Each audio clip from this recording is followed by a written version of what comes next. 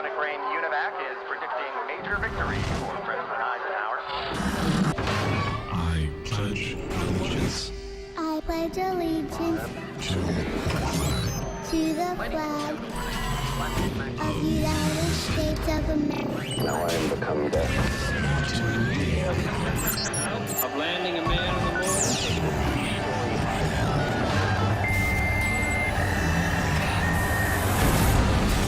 Under God.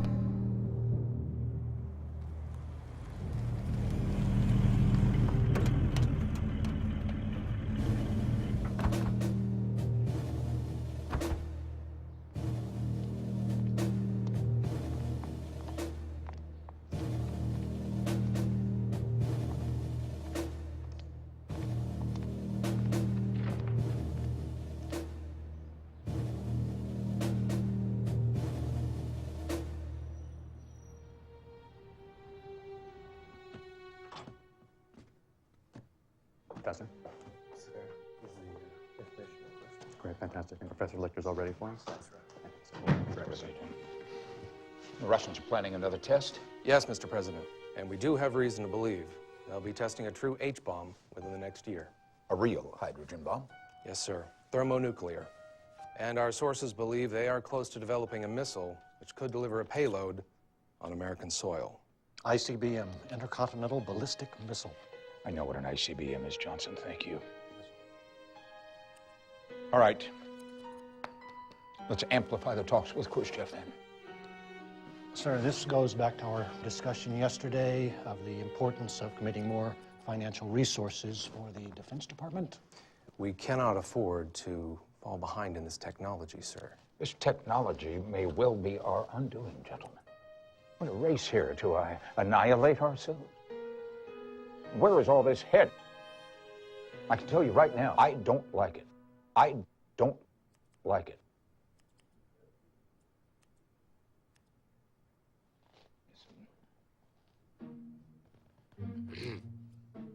Kinley.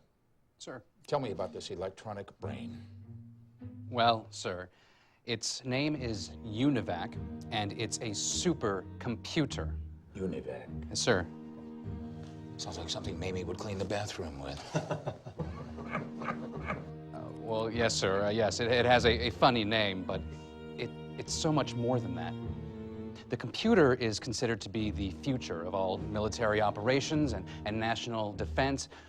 It has the ability to process massive amounts of information and create scientific predictions no man is capable of doing. Now, this is a load of poppycock. Johnson. Industry and business will one day center around what we're about to see here. This is fascinating stuff, sir. Now, today you're going to meet with Professor Lichter. Lichter? Lichter, sir, yeah, correct. He's the head of the Computer Science Administration. We just have one photo to take, but I'm sure he'll want to show you how important their work here is.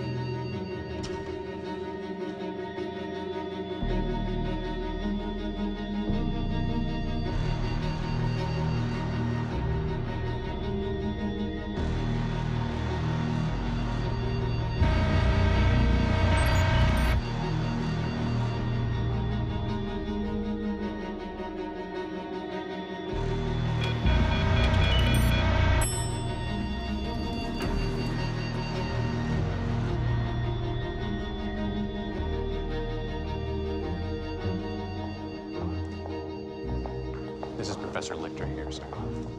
Looks like some kind of priest.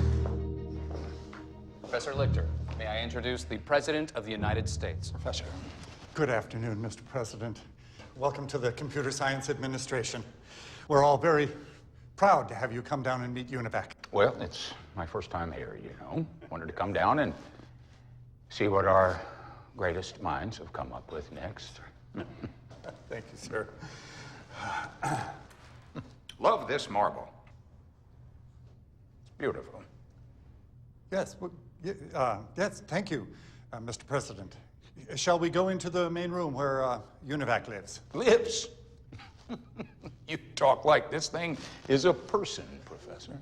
Well, it does take up most of the facility and has certain environmental needs to keep it the right temperature, sir. Sounds a little temperamental. Well, it takes a little care now, but computers will be the very fabric of society, sir. It's the beginning of the computer age for America. Are you so sure about that? Because I think it's American spirit that's gotten us where we are today. Maybe. Shall we go into the other room and introduce you to UNIVAC?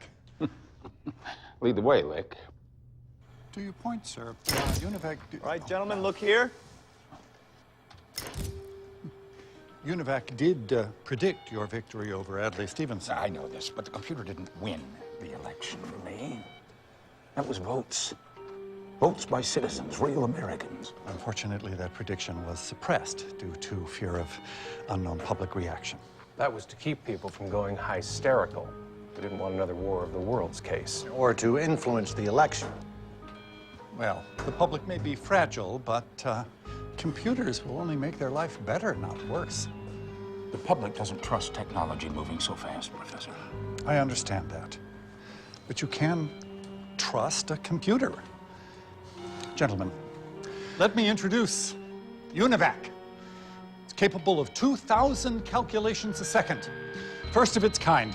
It's being installed in every branch of government.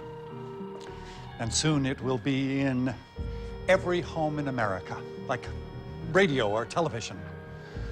One day, it will surpass the intelligence of a human being. Impressive, Professor. But I'm not sure that your machine can beat me.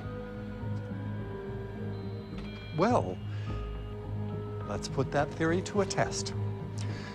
If you would, Mr. President, ask it a question, and UNIVAC will answer it. Anything. Anything, Mr. President.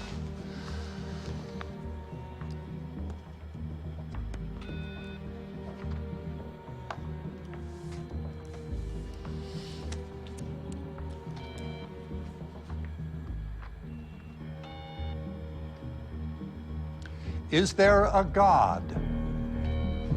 Gentlemen?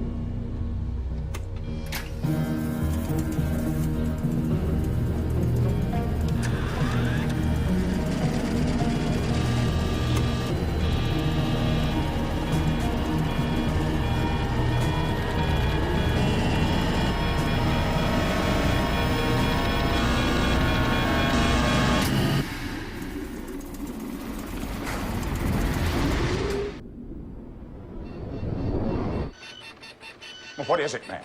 What does it say? What's the answer?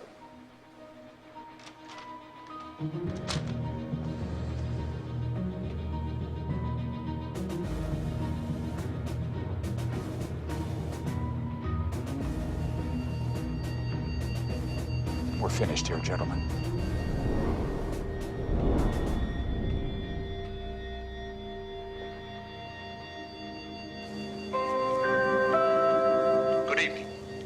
Today, President Eisenhower signed a law to add the words "under God" to the Pledge of Allegiance. Effective immediately, the U.S. Mint will now print the slogan, "In God We Trust," on bills and coins.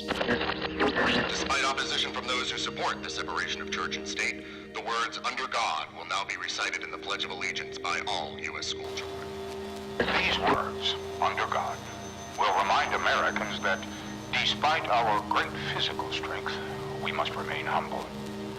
They will help us to keep constantly in our minds and hearts the spiritual and moral principles which alone give dignity to man, and upon which our way of life was founded. Under God.